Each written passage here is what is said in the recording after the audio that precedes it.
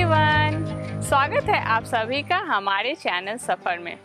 तो अगर आपको भी सिंगापुर का जॉब ऑफ़र मिल गया है या आप अभी भी सिंगापुर के लिए जॉब ट्राई कर रहे हैं, तो आपके मन में ये सवाल ज़रूर होगा कि सिंगापुर एक एक्सपेंसिव सिटी है और यहाँ आने पे अपने साथ हमें कितने पैसे की ज़रूरत पड़ेगी यहाँ पे इनिशियल सेटअप करने के लिए।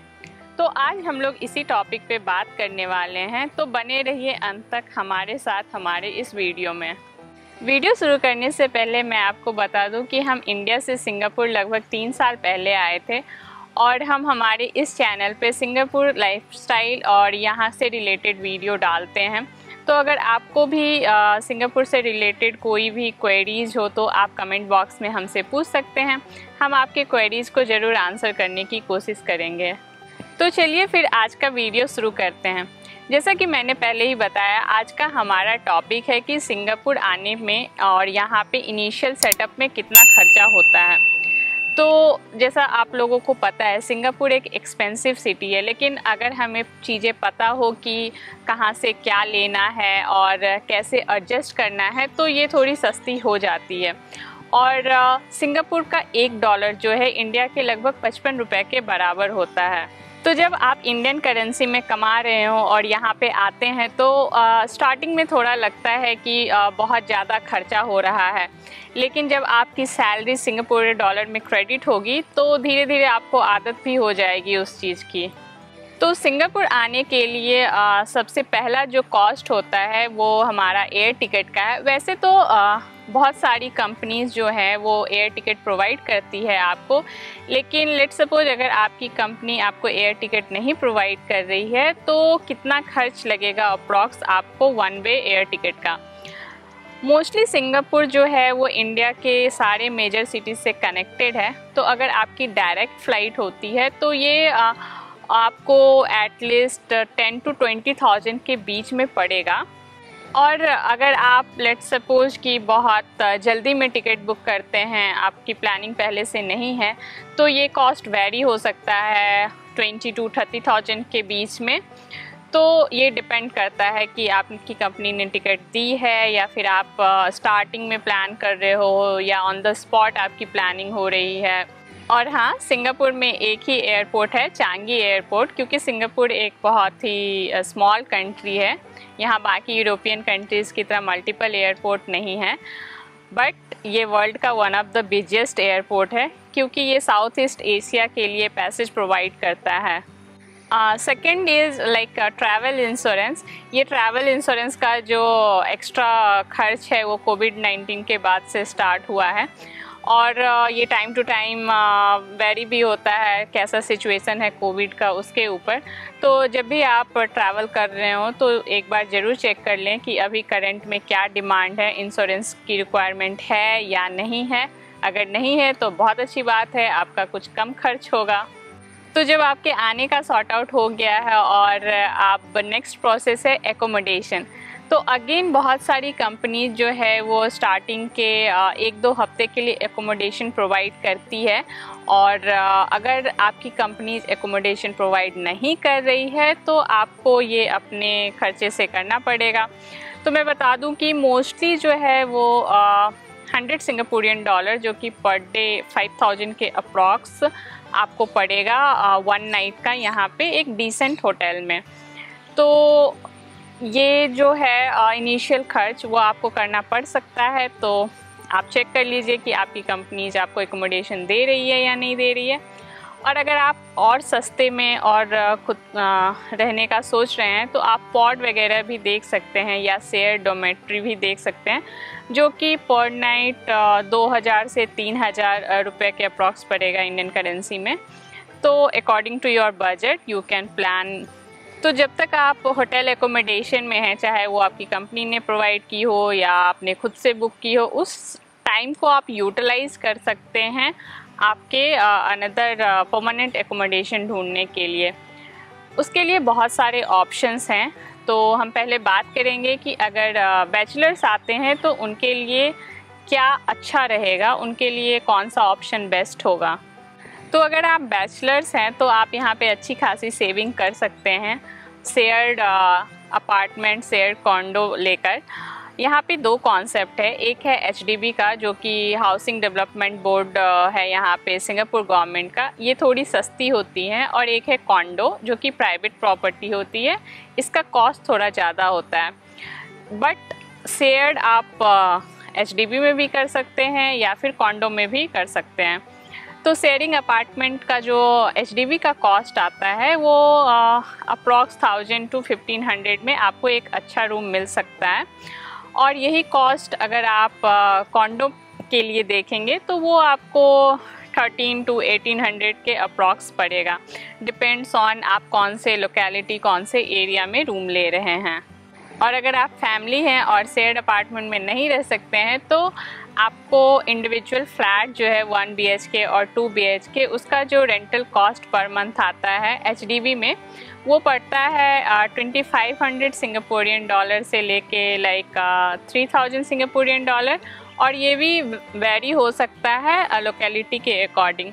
और यही अगर आप कॉन्डो में देखने चाहेंगे तो आपको 3000 सिंगापुरियन डॉलर से लेके 4000 तक भी जा सकता है। इसका ब्रेकअप जो है वो इंडियन रुपीज़ में आपको स्क्रीन पे दिख रहा होगा। और इन सब के साथ आपको एक और एडिशनल कॉस्ट होती है, वो है सिक्योरिटी मनी की। तो यहाँ पे सिक्योरिटी मनी का कॉन्सेप्ट ऐसा है कि आपका जितना पर मंथ रेंटल है उतना ही आपको सिक्योरिटी मनी भी डिपॉजिट करनी पड़ती है। और इसके साथ ही अगर आप जो फ्लैट है वो किसी एजेंट के थ्रू ले रहे हैं तो आपको मे बी एजेंट कॉस्ट भी देना पड़े, वो भी अप्रॉक्स 1 मंथ रेंटल के जितना होता है।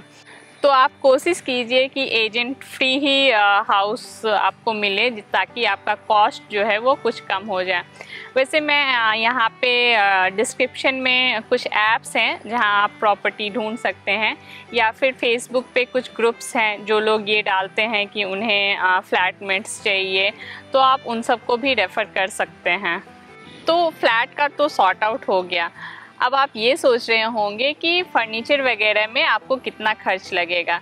तो मैं आपको बता दूं कि मोस्टली यहाँ पे जो अपार्टमेंट होते हैं वो फुल्ली फर्निश्ड होते हैं और हमें खुद से फर्नीचर वगैरह ख़रीदने की ज़रूरत नहीं पड़ती है।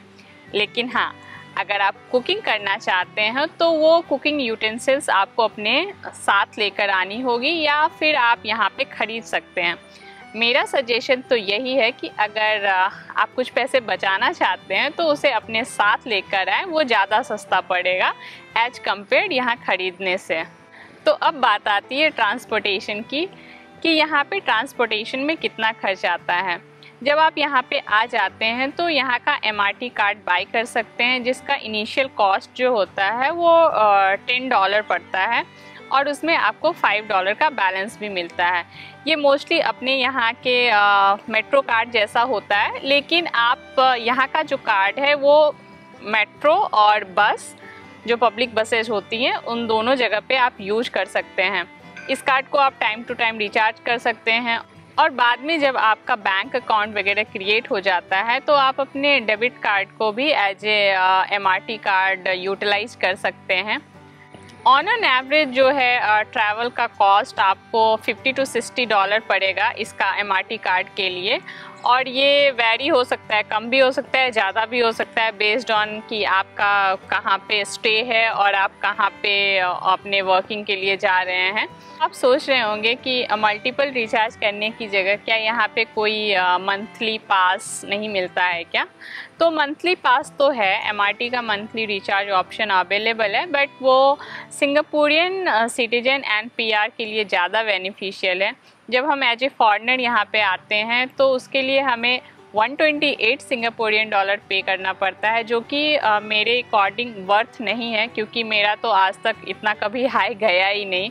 $50-60 जो है वो काफ़ी इनफ होता है, क्योंकि हमारा मोस्टली डेस्क जॉब होता है और वीकली हम कहीं बाहर जाते हैं तो उसमें फिर उतना ज़्यादा खर्च पड़ता नहीं है, तो मंथली पास लेने की कोई ज़रूरत पड़ती नहीं है। तो अब बात करते हैं मोस्ट इम्पॉर्टेंट, हमारे जीवन का आधार जो है आहार, उसकी।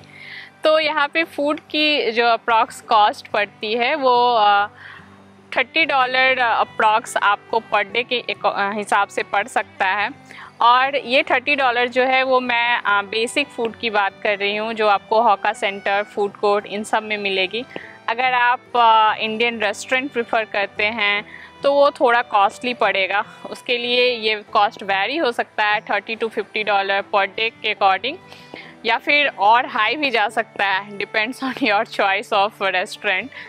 बहुत सारे फूड कोर्ट और हॉका सेंटर जो है वहाँ पे भी आपको इंडियन मेनू मिल जाएगा, लेकिन आपको थोड़ा ढूंढना पड़ेगा as compare to like local foods. Indian जो शॉप्स हैं वो थोड़े कम होंगे, बट येस वो अवेलेबल रहते हैं, तो आपको थोड़ा देखना पड़ेगा कि कहाँ पे मिल रहा है। Last but not the least, आपको अपनों से जोड़ के रखने के लिए आपको एक सिम कार्ड की ज़रूरत पड़ेगी, और उसका जो कॉस्ट है वो 20 to 30 सिंगापुरियन डॉलर पड़ेगा आपको, और ये प्रीपेड एंड पोस्टपेड दोनों में अवेलेबल है। और इसे बाय करने के लिए आपको आपकी आईडी लाइक पासपोर्ट की ज़रूरत पड़ेगी, फिर उसे देकर आप सिम कार्ड बाय कर सकते हैं। तो ये सारी कॉस्ट जो मैंने आपको बताई है वो अभी आपको एक टेबल में भी यहाँ पे मिल जाएगा, तो आप उसे रेफ़र कर सकते हैं अपने कॉस्ट प्लानिंग के लिए। और अगर आपको हमारा ये वीडियो अच्छा लगे तो इसे ज़रूर लाइक करें और अपने फ्रेंड्स, फैमिली, कॉलीग के साथ इसे शेयर करें, और हमारे चैनल को सब्सक्राइब करना ना भूलें। और हाँ, बेल आइकन ज़रूर प्रेस करें, क्योंकि हमारा जो नेक्स्ट वीडियो होगा वो डिटेल में होगा मंथली एक्सपेंसेस के ऊपर, लाइक ग्रॉसरीज़ में कितना खर्चा होता है और यहाँ पे कैब का क्या है, इन सारी बातों पे हम नेक्स्ट वीडियो में बात करेंगे। तो बने रहिए हमारे साथ हमारे चैनल पे। तब तक के लिए stay safe, stay healthy, take care, bye bye.